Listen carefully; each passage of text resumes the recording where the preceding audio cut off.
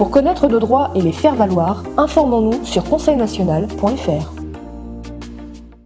Je suis de tous les partis, je suis de toutes les patries. Vous les connaissez, ces paroles. Ayant trop utilisé le retournage de veste, par accord, arrangement, triangulaire ou alliance secrète, le Parti communiste n'a plus que la seule façon prodiguée par Jacques Dutronc pour manifester leur subite envie de gouverner avec Macron, lequel exclut évidemment de faire appel à la France insoumise. Alors, c'est le pantalon qu'il leur faudra retourner, car à ce niveau de complaisance, ce n'est plus de l'opportunisme, mais un pacte avec le tentateur impliquant la perte de toutes les valeurs. Bien à l'inverse de ce monde politicien, le CNTF-CH, avec son programme qui permettra d'éviter ce genre de magouille, vous invite pendant 30 minutes. Voici l'émission La France Libre, avec Philippe, avec Iota, avec Jean-Pierre et vous, messieurs, dames, soyez les bienvenus. Bienvenue à tout le monde, bienvenue à tous et à toutes. Voilà. Alors, on va peut-être démarrer l'émission directement par ce que tu as d'actualité, Sylvain.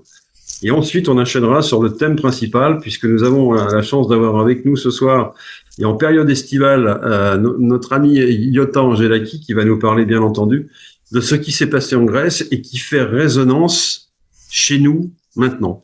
Voilà. Nous allons même accélérer de temps, puisque d'actualité en images, je n'ai pas. Vous comprendrez bien que la période est relativement pauvre, et puis politiquement, de toute façon, ça ne sert à rien.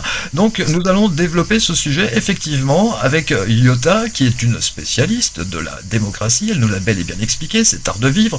Aujourd'hui, les propositions, avec un S évidemment, par le Conseil national de transition français, canal et historique, et la démocratie. Je voudrais faire une petite introduction par rapport à ce sujet-là, Iota, si tu permets.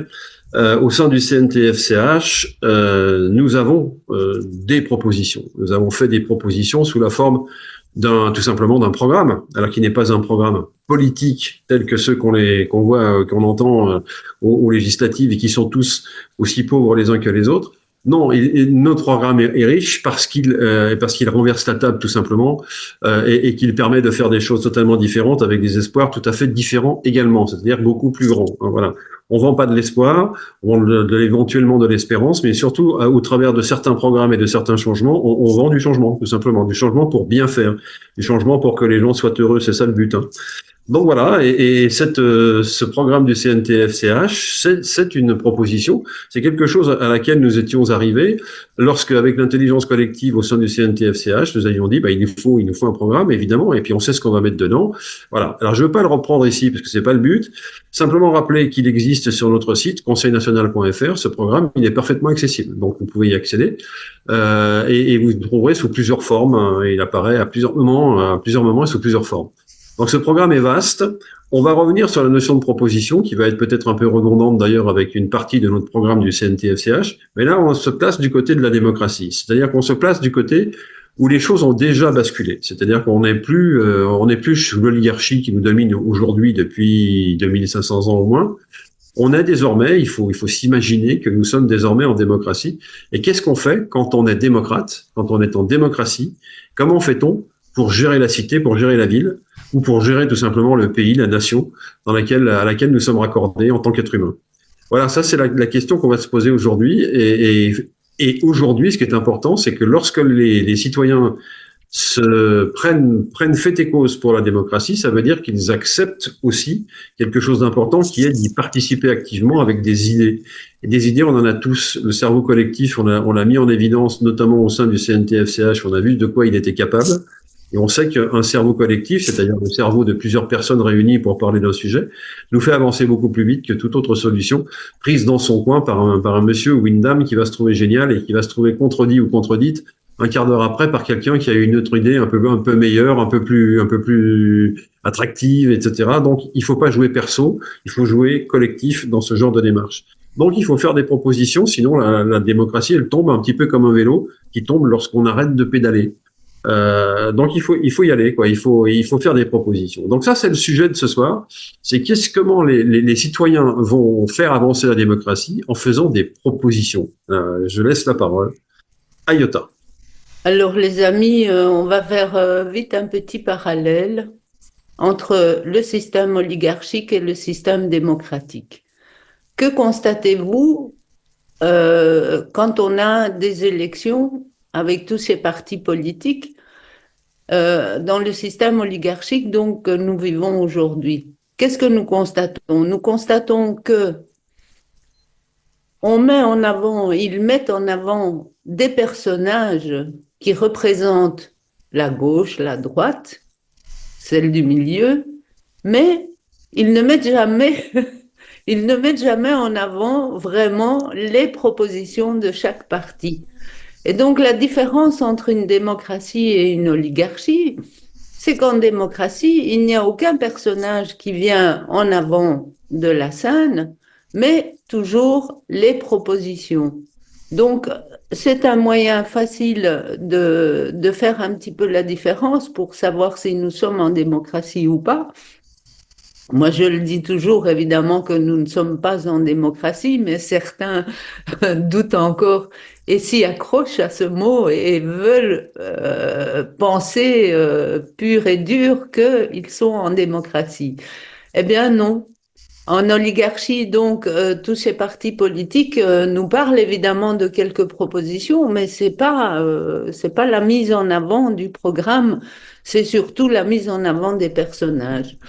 Je me répète un petit peu pour que ça rentre bien dans votre petite cervelle, pour que vous fassiez De la Gaulois. différence. Pour que vous fassiez la différence, c'est assez facile.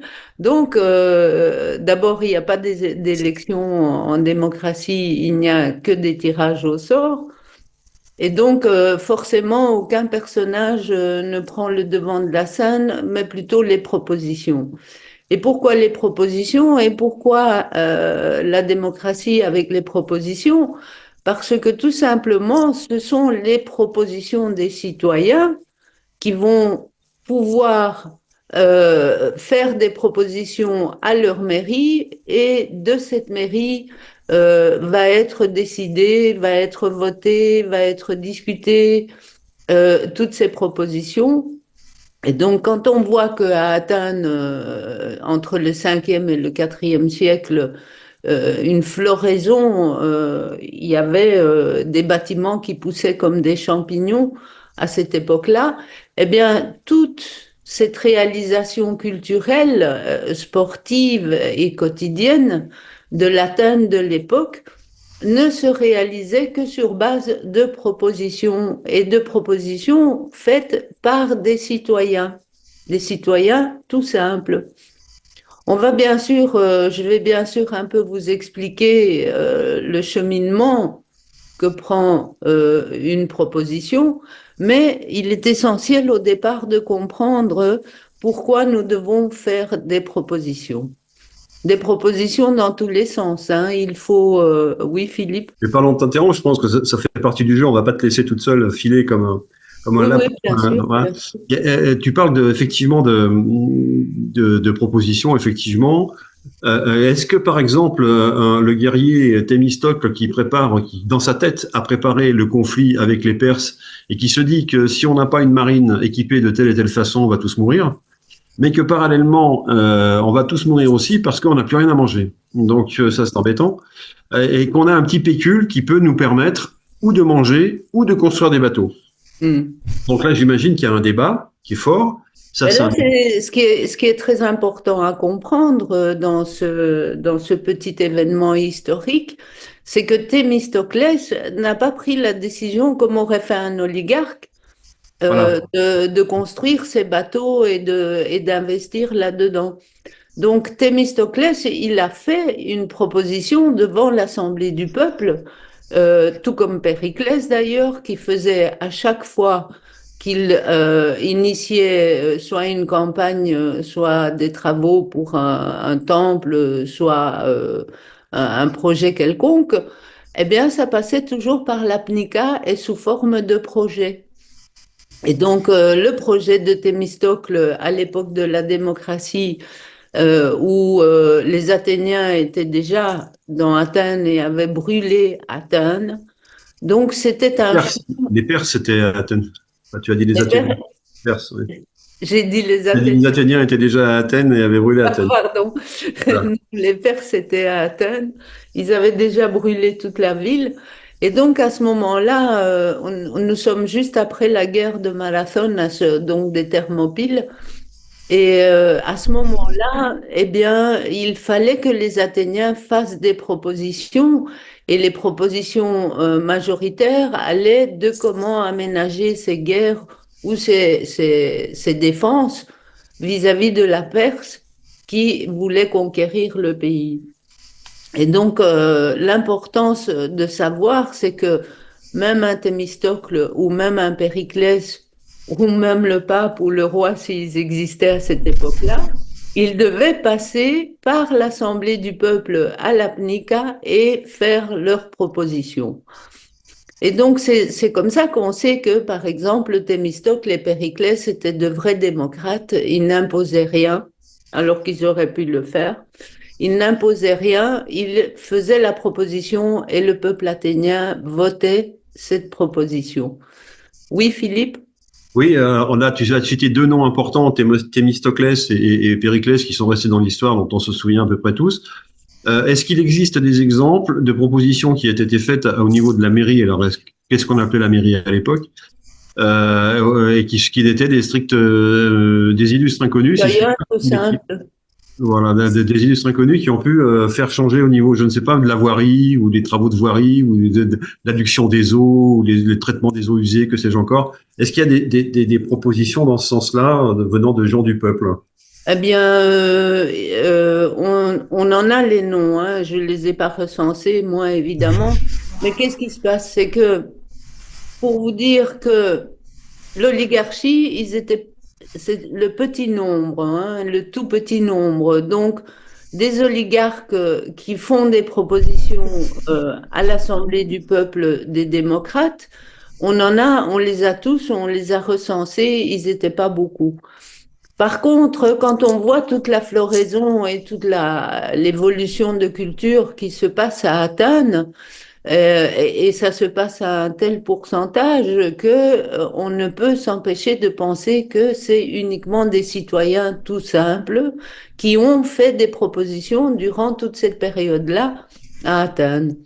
Et donc les propositions des gens inconnus, ça doit être des petites statues, des petits temples, des propositions d'agriculture, des propositions de loi, des propositions en justice. Donc évidemment, on n'a pas pu recenser tout ça, mais on peut dire que la proposition à Athènes durant ces 140 années fonctionnait très très bien, puisque on a la preuve par A plus B, donc tous ces bâtiments et toutes ces constructions, que les citoyens ont participé. Ce n'était pas l'œuvre de certains oligarques qui représentait tout ce travail à Athènes. Donc, Périclès, quand il a fait la proposition pour l'Acropole, qui a duré 8 ans, il a fait plusieurs propositions, il faisait proposition sur proposition. Il fallait d'abord présenter le projet, ensuite il fallait expliquer comment organiser financièrement tout ce projet et comment est-ce qu'on allait ramasser tout cet argent parce qu'à l'époque, je vous l'ai déjà dit, c'était beaucoup, beaucoup d'argent pour refaire cette acropole qui était en bois au départ, on l'a refaite en pierre.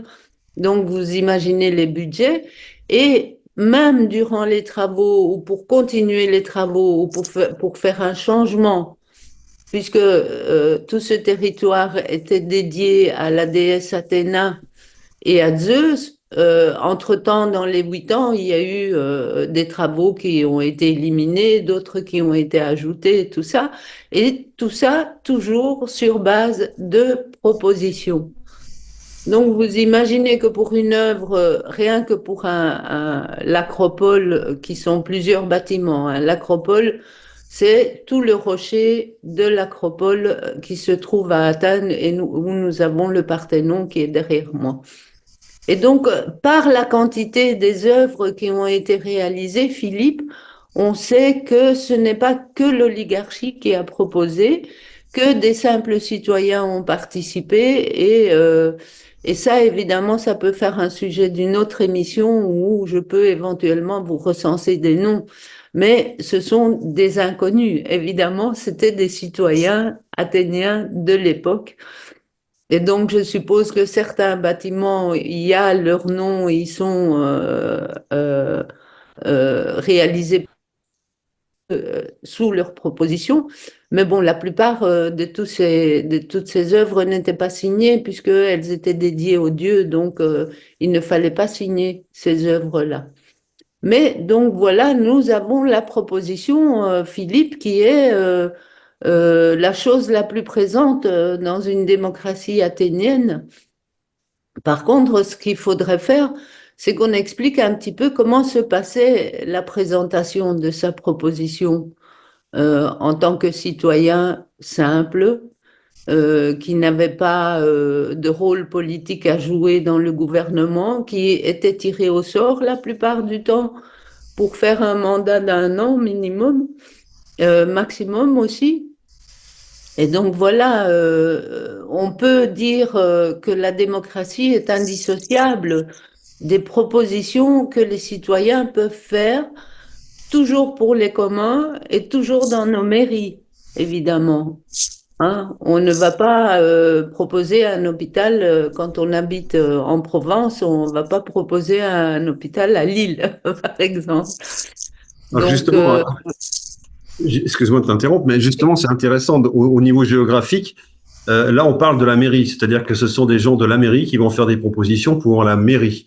Et quand voilà. est-ce qu'il y avait possibilité de faire plusieurs mairies, un canton, un chef-lieu de canton, que sais-je encore, un département? Est-ce qu'il y avait une division administrative de cette nature-là, ou bien est-ce qu'on était sur uniquement sur des villes-États indépendants? Non, déjà, on était sur des villes-États. Hein. Il n'y avait pas le pays n'existait pas. Il faut qu'on arrive à Philippe de Macédoine pour avoir la formation d'un pays.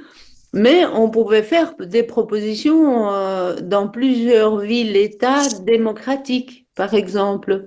C'est-à-dire qu'un démocrate pouvait aller à Chios ou à Delos ou à une autre île lointaine et aller faire une proposition là-bas, évidemment. Par contre, ici, les propositions n'étaient pas acceptées chez les Spartiates, puisque les Spartiates avaient le système oligarchique. Et donc, chez les Spartiates, il n'y avait pas les propositions des citoyens pour participer au commun de sa mairie. Donc, c'était les 2 rois oligarques qui prenaient les décisions et qui construisaient les temples. Et d'ailleurs, on sait très bien que à Sparte, nous n'avons pas la pléthore de bâtiments et d'infrastructures que nous avons à Athènes. Donc ça, c'est quand même à signaler, et c'est de par ça aussi qu'on peut constater que les Athéniens n'étaient pas radins en proposition pour l'amélioration de leur commun. Oui, mais il y a aussi la notion d'art, c'est-à-dire qu'il n'y a pas de statue à Sparte, tel comme on va en trouver à Athènes, justement, ou dans d'autres îles qui dépendent d'Athènes. À Sparte, on n'a pas l'éclosion des arts non plus. Non, Voilà. on voit bien la différence des 2 systèmes, de ce que un système spartiate où c'est l'oligarchie pure et dure qui dirige et qui prend toutes les décisions. Malgré tout, bon, les esclaves peuvent écouter. C'était quand même pas interdit. Mais bon, ça restait des esclaves qui ne pouvaient pas participer à un débat politique ou une assemblée à l'Ecclésia, hein, donc de Sparte.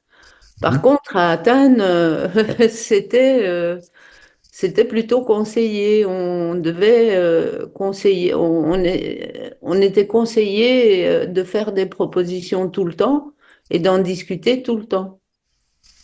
Et ça s'est prouvé, évidemment, par la suite. Ça fonctionne un peu sur le même mode que comité exécutif dans une entreprise, où on sollicite les cadres pour avoir des idées, quoi. Hein. Sauf que là, on sollicite pas que les cadres, on sollicite tous les citoyens. Oui. Pour avoir des idées. Et donc, c'est comme si on disait qu'on avait autant de cadres que de citoyens. Les citoyens sont des cadres parce qu'ils font partie de la cité et qu'ils sont légitimes et qu'ils ne sont représentés par personne, d'autres qu'eux-mêmes. Hein. Donc, ils ont une force en eux-mêmes. C'est un peu comme les adhérents d'une, je sais pas moi, d'une administration ou d'une assurance, d'une mutuelle. Voilà, les mutuelles dans les assurances, Ce sont des assurances qui font de chaque client un adhérent et quelqu'un d'agissant sur la mutuelle. C'est un peu le même état d'esprit, sauf qu'à cette époque-là, c'était, si je comprends bien, très opérationnel et par nécessité. Et la nécessité faisant loi, je veux dire que souvent c'était dans l'urgence, c'est-à-dire quand on prenait des décisions, c'est parce qu'on avait les Perses en face de nous ou les Spartiates qu'on évoquait tout à l'heure, ou une catastrophe naturelle qui générait des décisions immédiates. Donc il fallait aller vite. Alors je crois que c'est un point important ça, parce que les gens disent toujours oui, mais quand tout le monde doit décider en même temps, c'est un frein, ça prend un temps fou, etc. Et sous le poids de l'urgence, ces décisions se prenaient rapidement. Et est-ce qu'elles pouvaient se prendre éventuellement au pied levé? C'est-à-dire, on n'était pas forcément obligé d'être tous 18 000 dans la PNICA pour prendre une décision. Comment est-ce que ça se passait, là, les prises de décision à cette époque-là? Alors là, c'est très bien expliqué dans le livre, Philippe, si tu veux bien nous le montrer, parce que moi, je ne l'ai pas à côté de moi. C'est très bien expliqué dans le livre. On prenait des décisions au pied levé. Ça veut dire que le Parlement, eh bien, le Parlement qui n'est pas un Parlement de députés comme on a aujourd'hui, qui est un Parlement justement qui était des conseillers, donc ils décidaient, ils discutaient toutes les propositions. Et donc au Parlement, on pouvait y passer toute la nuit durant les guerres avec les Perses ou les Spartiates. Beaucoup de conseillers parlementaires dormaient au Parlement carrément et passaient des nuits entières afin de pouvoir trouver des solutions au pied levé. Comment agir pour protéger une partie de la ville alors que les Perses sont envahis. Et donc ça, on avait aussi les votes au pied levé, c'est-à-dire à main levée, c'était ça, les votes rapides. C'est-à-dire, sommes-nous d'accord d'envoyer une armée de l'autre côté de la ville d'Athènes parce que là, nous subissons des attaques spartiates. Tout ça a été fait au pied levé et à main levée, évidemment, pour aller le plus vite possible. Oui, il y avait donc effectivement, Philippe, des conditions où les décisions se prenaient aussi pendant la nuit. Et à l'occasion des débats qui avaient lieu avant la prise de décision, est-ce que les citoyens athéniens pouvaient compter sur la loyauté de ceux qui allaient exécuter les choses et qui posaient les questions aussi, enfin qui proposaient, pardon, le sujet sur la loyauté et quel était le niveau de confiance des uns envers les autres, compte tenu qu'il y avait plus de corruption possible, justement. Comment est-ce que ça se passait au niveau des mentalités? Est-ce que les choses se passaient dans le calme, se passaient dans le respect des uns des autres, ou est-ce qu'il y avait des bagarres, des joutes oratoires qui se terminaient en bagarre? Comment ça se passait? Oui, oui, il y a dû y avoir des bagarres dans les assemblées du peuple et tout ça, hein. L'être humain étant ce qu'il est, il y a toujours des conversations. Mais par contre, les propositions, quand en démocratie athénienne, quelqu'un faisait une proposition, que cette proposition a été étudiée par les conseillers du Parlement des 500, eh bien, à partir de ce moment-là, sa proposition, il devait la terminer lui-même, du début jusqu'à la fin. Il en était responsable. C'est-à-dire que si quelqu'un avait proposé de faire un bâtiment pour aider les vieillards après la guerre et tout ça, eh bien, il devait, depuis le début, à partir du moment où sa proposition a été votée par l'Assemblée du peuple, ça veut dire qu'elle a été vérifiée par les conseillers avant, elle a ensuite été vérifiée par les directeurs de l'Assemblée, puis elle retourne au Parlement pour être décortiquée. Et c'est de nouveau la personne qui fait la proposition qui va la proposer à l'Assemblée du peuple. Et donc, il doit avoir euh, très peu de temps pour expliquer toute sa proposition, mais à partir des votes de l'Assemblée, donc l'accord de l'Assemblée que des finances peuvent être prises à la Banque centrale et que le bâtiment où la proposition doit être réalisée, c'est la personne qui a fait la proposition qui est responsable jusqu'à la fin, même si son mandat se termine avant. Ça veut dire qu'il doit faire, si un bâtiment prend par exemple 8 ans et que lui, il est mandaté pour 1 an pour un travail, par exemple, eh bien, malgré tout, dans toute cette administration, il est responsable durant les 8 ans jusqu'à la remise du travail final. Donc, c'est ça la différence, encore une fois, dans le système démocratique, c'est que c'est des gens responsables que quand ils font une proposition, eh bien, ils la font jusqu'au bout avec des finances justes, même si ce projet doit passer à un autre mandataire. Donc, on a encore une fois les bâtiments d'Athènes qui nous le prouvent, que durant les travaux, Périclès, il a quand même réussi durant les 8 ans, il a réussi à terminer tous les travaux de l'Acropole en allant de proposition en proposition sur proposition et voilà. Est-ce Donc, qu'il y avait une reconduction officielle après 1 an de la mandature de la personne, ou bien est-ce que c'était automatique, est-ce que c'était renouvelé automatiquement dès lors que les travaux n'étaient pas finis? son mandat était arrêté après 1 an. C'est très, très rare que nous ayons des mandats de 2 ans. C'était vraiment des cas exceptionnels et c'était lié à la géopolitique. Ça voulait dire que le travail que faisait ce mandataire ne pouvait pas être remplacé par quelqu'un d'autre. Donc, il se passait qu'il pouvait faire 2 ans, mais c'était vraiment le grand maximum. Et donc, à partir du moment où, de toute façon, sa proposition a été votée à l'Assemblée du peuple, que le budget a été voté, même s'il arrête son mandat pendant d'1 an ou de 2 ans, eh bien, il continue sa proposition en dehors de son mandat. Et il n'est pas toujours obligé d'avoir un mandat, hein. Un simple citoyen peut le faire aussi. Il n'est pas obligé de participer à l'administration athénienne pour cette proposition-là. Il peut être un simple citoyen qui le fait tout seul de son côté. Et donc, il devra passer par le passage justice pour montrer chaque fois que au niveau des comptes, il est juste, qu'au niveau des matériaux, qu'au niveau de ce qu'il a proposé, tout se réalise assez justement. Mais c'est tout, il ne reste pas dans la politique pour autant, à ce moment-là. Très bien, merci Yota. Nous allons passer la parole à un simple citoyen, mais pas des moindres, du monde. Il s'agit de notre ami Jean-Pierre. Merci. Avec vous de cœur. J'aimerais... en fait, Yota a répondu à mes questions, mais c'était très important pour moi d'approfondir. Donc, un citoyen ou un mandaté peut faire une proposition. Et ce citoyen ou ce mandaté est chargé, si sa proposition est acceptée, de l'accomplir jusqu'au bout, quelle que soit la durée du mandat, s'il est mandaté. Alors, ce qui m'a fait plaisir, c'est qu'un simple citoyen peut faire une proposition, voire même une proposition titanesque, puisque il a l'assurance qu'elle soit profondément étudiée et acceptée ou refusée. Oui. Donc c'est très rassurant c'est très rassurant pour le citoyen qui se dit je vais pas partir n'importe où, ça va être étudié par toute une communauté qui va voir si mon projet est juste ou pas. On a Socrate, Jean-Pierre, notre grand philosophe Socrate, qui lui était une simple personne, hein. Il n'avait aucun statut, c'était un simple citoyen.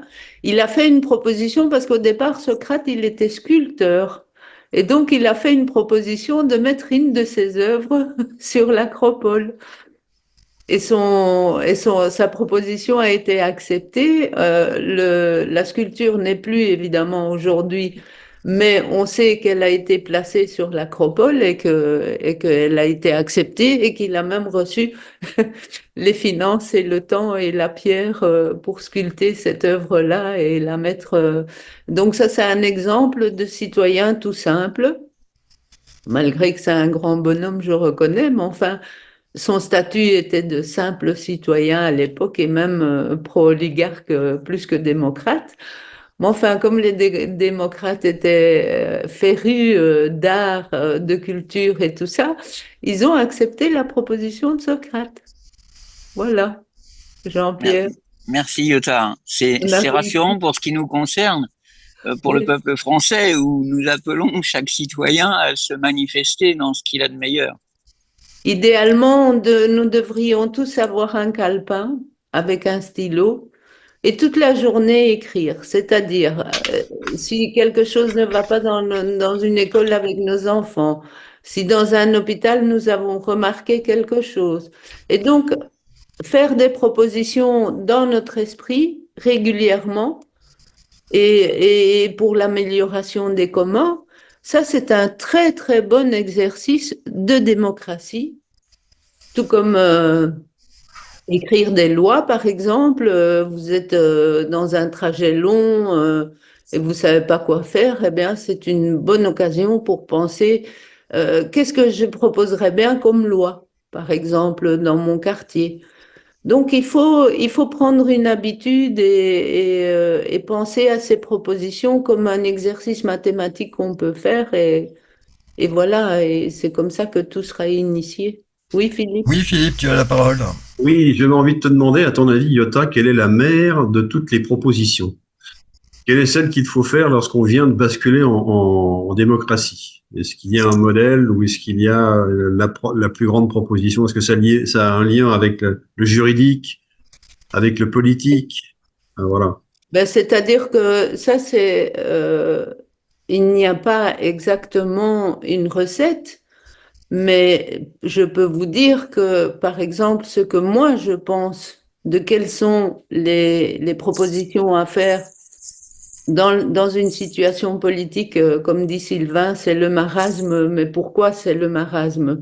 Parce que nous avons que des bonhommes qui nous la jouent de gauche ou de droite et qui ne parlent jamais de leurs propositions.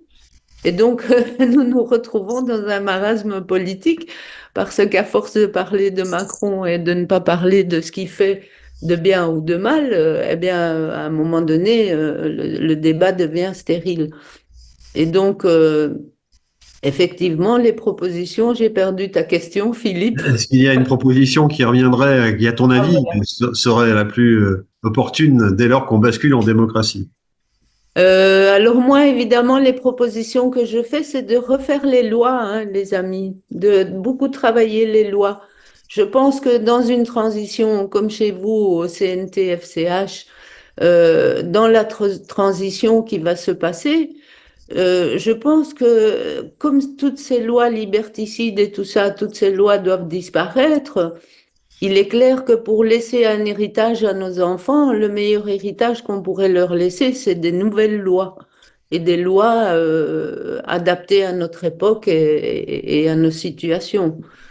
Donc, moi, je dirais que c'est ça le plus important. Maintenant, évidemment, les infrastructures et tout ça, je ferai une autre proposition, c'est de ne pas utiliser les écoles que pour l'éducation des enfants, mais de faire des réunions dans toutes ces écoles, des réunions de discussion et tout ça entre voisins, de continuer la solidarité entre voisins, de trouver des propositions qui rassemblent le peuple dans une mairie. Et donc, tout ça, c'est des propositions tout à fait valables. Les plus importantes, par contre, Philippe, ce sont les lois que nous allons laisser à nos enfants, je pense. Alors les lois, elles ont des similitudes d'une civilisation à l'autre. On a parlé déjà ici des lois de Solon, qui remontent à avant la démocratie, sur lesquelles les Grecs se sont appuyés. Et elles ont ensuite été complétées par les lois des citoyens qu'on évoquait à l'instant, par les projets de loi des grands citoyens comme Thémistocle et comme Périclès. Euh, la question est de savoir comment est-ce qu'on se garantit de la justice et de la justesse. Et est-ce que par hasard, la justice ne devrait pas aussi être confiée au peuple plutôt qu'à des spécialistes, comme c'est le cas dans l'oligarchie, tout simplement, que nous vivons aujourd'hui encore? En démocratie, la justice était appliquée par les citoyens, Philippe. Donc, la question ne se posait pas. c'est les citoyens eux-mêmes qui, tirés au sort, ils appliquaient la justice. Je vous ai déjà dit que pour juger Socrate, il y avait 1501 juges Oui, tirés d'accord. au sort.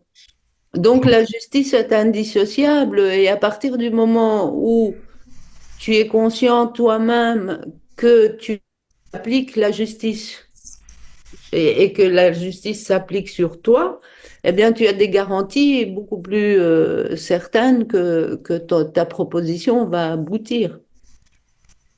Puisque, Ok. évidemment, tout passait par le domaine de la justice. Donc, tu as amalgamé le passage à la démocratie avec la justice, non pas populaire, mais citoyenne, quoi. C'est L'un ne va pas sans l'autre. c'est une justice civile, hein. C'est donc, comme on a dit, pour abréger et le dire assez vite, en démocratie, la moitié de la justice servait à contrôler les mandataires et les projets. Donc, c'est comme ça que les budgets n'étaient pas dépassés, qu'il y avait beaucoup, beaucoup moins de corruption. Je ne dis pas qu'il n'y en avait pas du tout, parce qu'il y a toujours moyen de corrompre. Mais il n'y avait pas les dysfonctionnements que nous avons aujourd'hui hein, sur les projets, les budgets et tout ça. Donc, le fait de passer par la justice tous les 36 jours et de faire les contrôles des budgets et des personnes que la proposition continue bien son chemin clairement et tout ça, c'était la justice qui donnait le résultat. Je ne sais pas D'accord. Donc, si je me suis fait comprendre. tout à fait. Donc, pour résumer, on dirait que cette démocratie consiste aussi, et peut-être même surtout, à remettre la mairie au milieu du village. Oui. Et voilà. Oui, la démocratie, c'est de la pratique et c'est pour l'organisation des communs. Donc, la première chose qu'on va organiser, c'est notre mairie. Nos hôpitaux, nos écoles, nos enfants, nos vieillards, nos animaux, les premières propositions se font dans la mairie. Au niveau national, évidemment, après, c'est d'autres propositions, c'est de la politique internationale et elles se font aussi, évidemment. Hein. On continue sur le national. Mais la première action, elle est toujours basée dans sa mairie et l'amélioration des communs dans sa mairie. Merci. Bien, merci Yota. Nous allons passer la parole à Jean-Pierre, si celui-ci veut bien. Oui, je veux bien, merci beaucoup.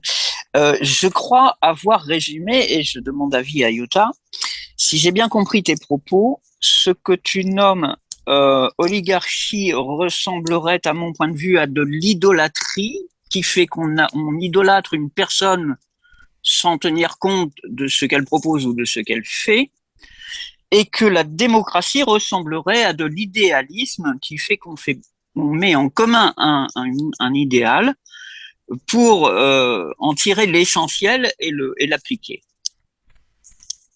Est-ce que c'est ça, Oui, Iota? oui. Disons que moi, je l'abrège différemment, hein, Jean-Pierre. C'est l'oligarchie, c'est les peu qui gouvernent, le petit nombre. Et donc, très souvent, on ne sait pas qui c'est, ces gens-là. On connaît leurs marionnettes et leurs mandataires, disons, mais on ne connaît pas vraiment le petit nombre d'oligarques. Aujourd'hui, par exemple, ils disent que c'est une quinzaine de familles qui sont derrière tous ces projets. Par contre, la démocratie, je parlerai plus de liberté et de liberté politique. C'est-à-dire que c'est un monde à l'horizontale. Nous ne sommes pas esclaves. Nous n'avons personne au-dessus de nous qui doit nous commander. Donc, la différence, je la fais différemment de toi, Jean-Pierre. D'accord. Ce qui ressemblerait, ton interprétation, à ce que partagent avec joie certains amis qui se disent anarchistes, c'est-à-dire que personne n'est au-dessus de personne, C'est un peu ça l'idéalisme anarchique Oui, que je crois avoir compris. Ça n'est pas le désordre absolu. C'est juste que personne n'a de pouvoir sur quelqu'un d'autre. Nous avons du pouvoir ensemble. oui, mais attention, hein. Attention, parce que le mot anarchie, il a la première définition qui explique que effectivement cette personne-là n'a pas de commandant, n'a personne au-dessus de lui. Mais en politique, c'est pas la même chose, hein, Jean-Pierre. Anarchie en politique veut dire je contre le système en place. Donc évidemment, l'anarchie politique, c'est encore une arme de l'oligarchie pour nous faire croire que nous n'appartenons ni à la gauche, ni à la droite, ni à ce système politique, mais nous sommes toujours dans une société et nous activons toujours avec l'idée politique. Et Mais donc, l'anarchie, c'est la gestion de soi-même. La démocratie, il en est idem. tout à fait. En démocratie, c'est pas tout à fait juste, Sylvain, parce que on se gouverne par soi-même en démocratie. Oui. Donc, on a une forme de gouvernement, mais nous y participons tous en tant que citoyens. L'anarchie, ça veut dire que tu n'as aucun gouvernement. Donc, D'accord. Oui. Donc il faut aucun voir comment... représentant, donc même démocratique évidemment. Donc il faudrait ajuster l'anarchie à la démocratie pour que ça devienne un idéal. Oui, on pourrait, mais sans se gouverner du tout dans une société, on pourrait vite arriver à une barbarie. Oui, évidemment, hein, il faut certaines règles, il faut... Voilà, oui, bien sûr. Oui. Donc, voilà. il faudrait une école de démocratie pour que chacun de nous devenions des vrais démocrates, des vrais citoyens. Pour l'instant, on n'a pas encore cette culture parce qu'elle nous a été retirée pendant toutes ces années par des oligarques qui nous ont fait croire que nous sommes libres alors que nous sommes libres juste de faire ce qu'ils nous demandent. Voilà. Mais quand on aura respiré l'air pur de la démocratie, est-ce qu'on ne sera pas étourdi et est-ce qu'il ne faudra pas prévoir des formations à la démocratie? Voilà. La formation, c'est le terrain. On peut l'appliquer au quotidien, tous les jours, dans des toutes petites choses. On a l'impression que ce n'est pas important, mais c'est très important pour comprendre enfin dans quel monde nous vivons et comment nous y vivons dans ce monde. Regardez ce qui se passe avec tous ces partis politiques et nos représentants. On a beaucoup plus de corruption, on a beaucoup plus de choses idéalistes qui interviennent alors que la démocratie ne les accepte pas. La démocratie, c'est les communs, c'est pragmatique et il n'y a pas d'idéologie. Donc, il y a une très grosse différence d'état d'esprit et de situation entre l'un système et l'autre. Oui, Juste Jean-Pierre. avant de conclure l'émission, la parole est à Jean-Pierre. Alors, juste après tout ce que je viens d'entendre de juste, de vrai, de la part de Iota, j'ai j'ai relevé une lettre qui me taquine. Nos représentants, le N du no, moi, ça, ces gens-là ne me représentent pas. S'ils me représentaient, je le saurais probablement. Euh, c'est juste ce N. Est-ce que tu pourrais, Iota, s'il te plaît, dire de quoi ils sont ou de qui sont-ils représentants ou alors qui sont nos véritables représentants? Enfin, pour ma part, c'est juste les idées qui me représentent. Quand je sculpte une sculpture, je ne la signe pas, mais les gens la reconnaissent parce elle a mon empreinte spirituelle. Oui. Merci. Alors, merci Yota. Pardon de, voilà, j'ai posé une question et je t'écoute. Ben, écoute, la représentation est un mot de l'oligarchie, hein, ça fait partie du dialogue de l'oligarchie. Personnellement, dans ma vie, je ne me fais jamais représenter pour quoi que ce soit.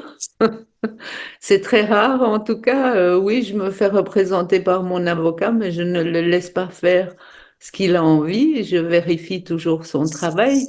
Donc, tu vois, il faut qu'on arrive à définir un petit peu le dialogue de l'oligarchie et le dialogue de la démocratie pour ne pas avoir cette espèce d'embrouillement, tu vois, dans notre cerveau, de se dire c'est quoi ce mot et l'enlever de ce contexte-là pour le placer. Donc, je ne peux pas enlever le mot représentant du contexte oligarchique pour le placer dans un contexte démocratique. C'est impossible puisque la représentation est interdite. On ne se fait représenter que par soi-même et dans toutes les situations. Iota, pendant ces plus de 40 minutes, tu nous as initié à ce bel art de vivre par et pour le peuple. Nous avons donc la meilleure philosophie pour un week-end heureux, un week-end démocratique. Oui. Merci à vous les amis, je vous souhaite une excellente soirée. Notre rendez-vous bien juste après le week-end qui sera heureux et démocratique s'il vous plaît. Merci Philippe, merci Iota, merci Jean-Pierre. Et vous messieurs dames, merci également. Excellente soirée, excellent week-end. Merci beaucoup.